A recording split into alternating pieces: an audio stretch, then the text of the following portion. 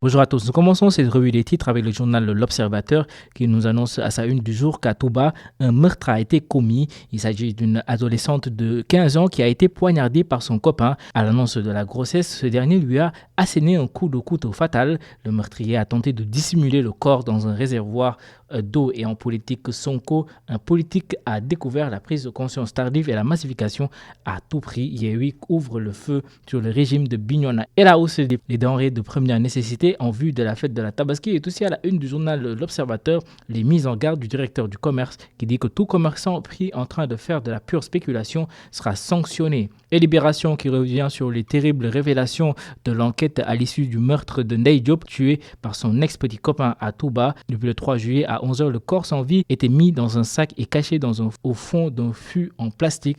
Né le 28 août 2005, Abdourahmane Mbaké a avoué avoir asséné un coup de pierre sur la tête de la victime avant de la poignarder au niveau du cou.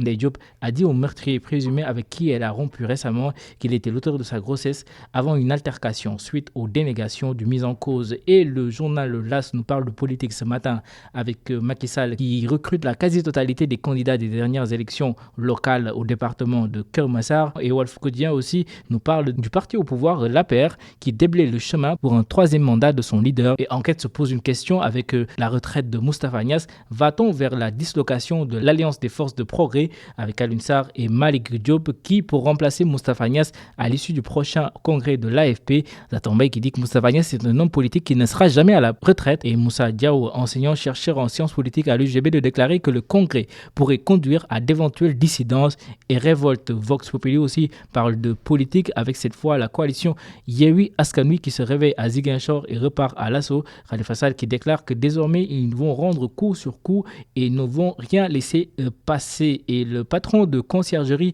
s'est expliqué après l'affaire supposée d'escroquerie de pèlerins qui voulaient se rendre à la Mecque. Il reconnaît que des difficultés ont été notées et présente ses excuses mais clame que des efforts ont été faits. 17 pèlerins sont actuellement à la Mecque, seuls 23 pèlerins sont restés au Sénégal, déclare-t-il. Ceux qui disent que ces visas sont faux, ils parlent sans savoir, ils sont authentiques, rassure-t-il. Et le quotidien aussi relaie les affirmations de Khalifa Sall qui bande les muscles, les gens ont été torturés et cela est inacceptable, a-t-il déclaré.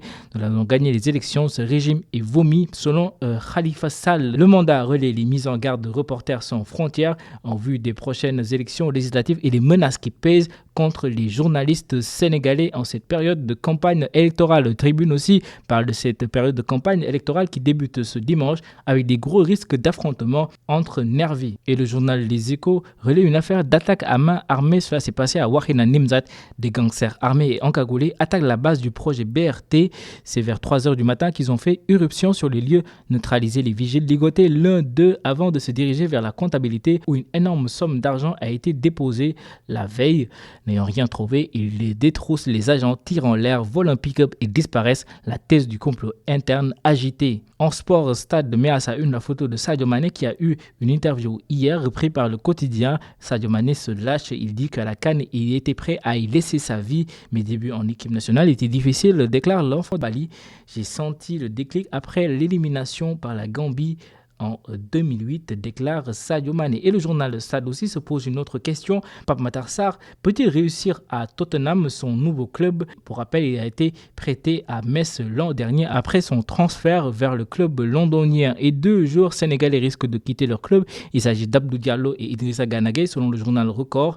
Leur départ se précise avec l'arrivée du nouveau coach du Paris Saint-Germain, Christophe Galtier. Et nous terminons avec Susune Lambe. Un grand combat est en vue. Ce sera le 7 août et opposera Balla Gaye 2 et Gris Bordeaux. Le journal se pose une question, une lutte pure ou bagarre pour ce combat? La réponse sera connue le 7 août prochain.